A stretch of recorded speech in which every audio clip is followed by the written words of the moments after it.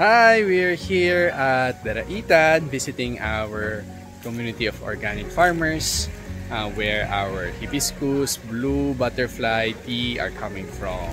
And our partner, Shereza, is also here in their community center. Dito nilalagay yung harvest. Every week, dito nila iniipon hanggang dumating na kasi. Okay. So ito yung ibang mga nagda-training sa kanila ng sa Purple Yam Farmation.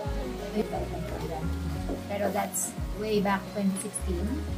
So very bare to noon. Tapos ito, maintain na lang ng farmer. Sila na yung nag-repaint, sila na yung nag-palitada. So, sample. Wala nyo na gano'n na. Diba? Tapos ka na eh. Ay, di ko.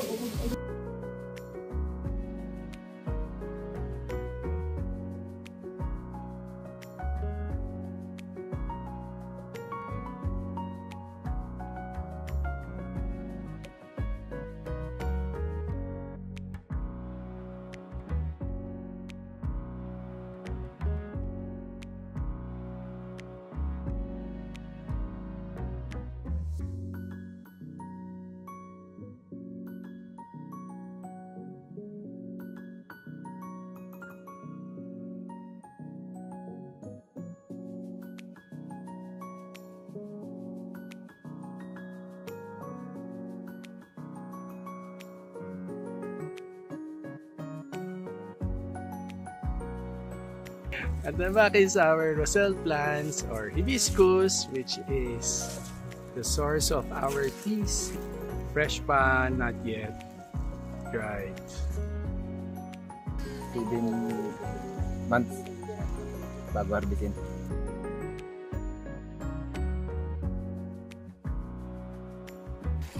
Just finished going up to see our Roselle farm.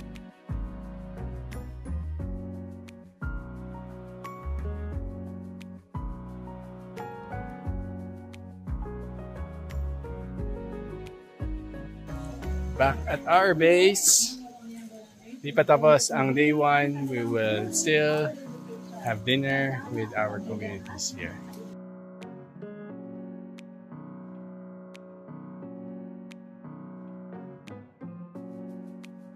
Okay,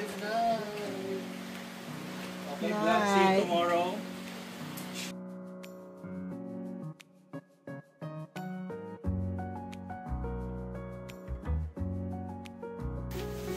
Sa mga akong produkto na gusto ko mapalawak, yung Roselle. Bukod nga po dun sa maganda yung presyo niya, no? Hindi siya masilang alagaan, walang spray, hindi naman kailangan aboro kasi yun organic. Yung pag-prepare ng pantanim, hindi po maganda yung klima, puro ulan. Hindi siya ma-prepare talagang maayos. Kasi dapat punin dun sa puno, tuyo siya. Hindi, babad eh. Pagdating mo sa bahay, wala ang mga lugar na preparasyon para sa maayos na kailangan ng pantanim. Wala nga nung mga mangilang ko, gagala kami nakalakay. So yung panggalindaan, talagang pinakagalang punta sa amin. Ang sistema po doon. Pag lumapit sa isang bibigay ng kalakabog, alok mo. At hindi mo binigay, parang ibang presyo, pababa po ang sistema nila. Parang silang nagkakamplot yan. Kaya talo ang isang partner. Yung mga nakakaganda nga po, yung pamamaraan ng paglikta ng aming kalakabog dito, ng Siliksa, walang delay. May malaking diferensya doon sa pangkaraniwang halaga o presyo ng mga bibilman na nandito karaniwang gumagalaw sa amin. Bilang isa akong pangarap, sana yung isang equipment, greenhouse ko, steady, for the generation, pwedeng mamana ng lahi, ng anak. Ang langit ay biglang mahulog.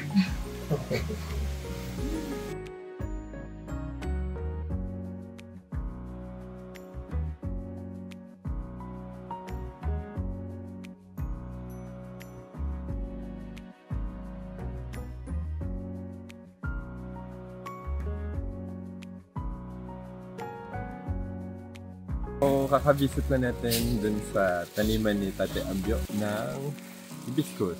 Malapit siya sa side ng tourist spot na Daraitan River. Kaso, very steep, mga 45-degree incline. And dami niyang plants. Kaso, since out of season na, medyo nabubulok na yung ibang plants niya.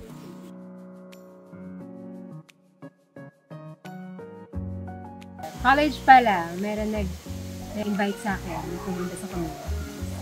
Sa Kalawit ko, sa Palawan.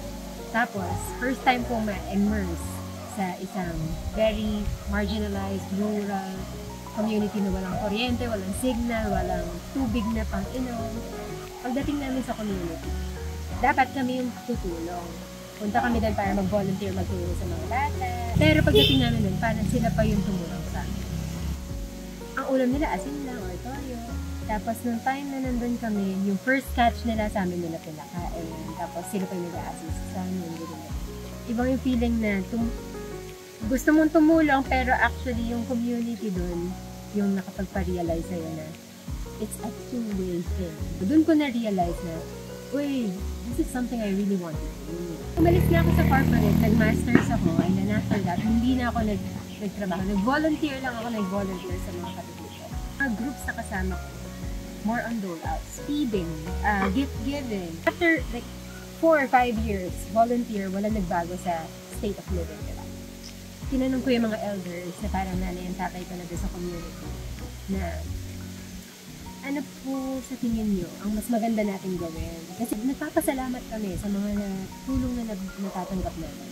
Sa totoo lang, nakikita namin na parang mas nagiging tamad yung iba kasi inaasahan na nila kayong dumating. So doon ko naisip na, iba yung mindset natin na gusto natin tumulong, ang ganda ng intention, pero iba yung effect sa kanila ng long-term goal out. So, magkakaroon kami ng kabuhayan na kami mismo yung kita para sa sarili namin. Tapos kami yung magtataas sa pamilya namin, ganyan. Aangat yung sarili namin buhay. Mas may dignidad. We designed the operations of Shereza, the business model, around that premise na it should be empowering the communities. It's not us telling them what they need. It's them telling us what they need and us helping them realize it. So, nag-start kami dito sa Daraitan. So, noong 2016, so, hindi sila organized. Magkumilos, ang isang tao magtatanim sa sarili niya, tapos ibibenta ng kanya. Fast forward, 9-10 years after, from scratch, individuals, na-form namin into a small group of 12 to 15 farmers. Finally, last year, na-register na nila as corporate. Ngayon pa lang rin nagsisimula na we need to walk them through yung feeling na officially they are a cooperative, they need to work together, this is their own business, at kami, ang pinaka-dream namin ay maging kliyente na lang kami. They can want us here, pero they should no longer need us here. Kasi kaya nila. Yung mga nagtatanim, may bumibili nga pero sobrang barat, diba? Umabot nga ng 25 cents per piece ng banana yun eh. Kasi ngayon, umabot ng 5, diba? So, nakakapagpaaral sila ng mga ako, nakapagpatapos ng anak, naibili ng laptop yung anak, yung mga ganung bagay na little things, hindi siya grand. Pero, nakaya nilang gawin sa sarili nila.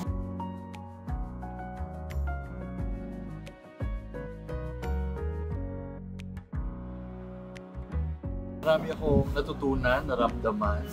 Parang it gave me better appreciation dun sa product and the process of how it is prepared from their organic farming practices hanggang sa makita namin yung kanilang actual ways of life.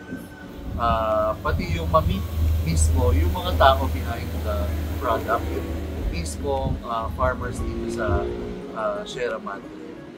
Next time, hindi na talaga ako hihirin this now kasi nakita ko siya gano'n siya kahirap kung paano magtanim, kung paano puntahan yung mga lugar ko sa tinatanim. Yung climate change, sobrang laki ng epekto sa kanila. Exactly. Better appreciate our farmers more. Support our farmers, especially the local farmers. And sana mas masuportahan pa natin yung mga local initiatives like this, social enterprises, yung mga tumutulong, yung mga businesses na hindi lang sarili yung isip, kundi yung pagtulong sa kapwa. If you want access to our products, meron kaming friends from the Good Store. They are carrying our products. They are located in Makati. Right? Thank you so much.